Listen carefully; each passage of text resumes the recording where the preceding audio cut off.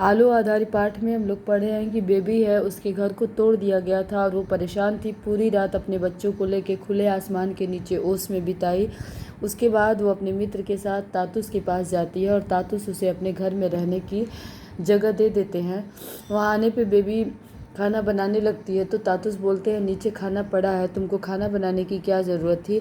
लेकिन बेबी तुम यहाँ आ गई हो तो तुम शाम को भी हम लोगों को गरम गरम रोटी दे सकोगी।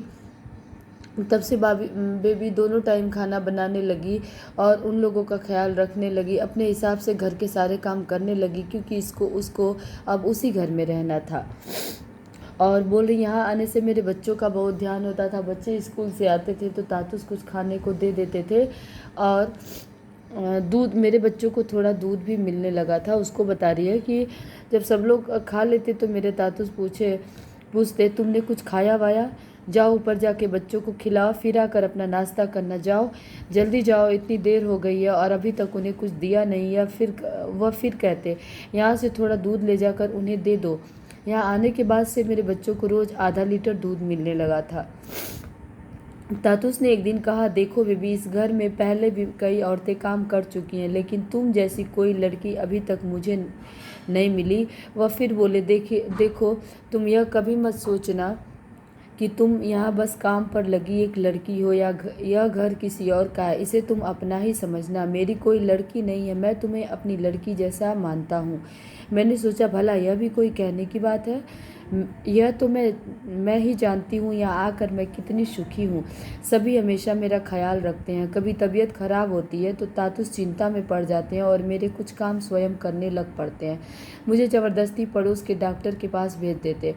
डॉक्टर मेरी जांच कर दवा लिख देता और मैं उसकी पर्ची लाकर तातुस को दे देती। वह जल्दी से जाकर मेरे लिए दवा ले आते। दवा सिर्फ लाते ही नहीं बल्कि जिस समय जो दवा खानी है उसे निकाल कर दे भी देते और मेरे आनाकानी करने पर जबरन खिला देते। मेरे बच्चे बीमार पड़ते तब भी वह फ़ौरन उनके लिए दवा ला देते।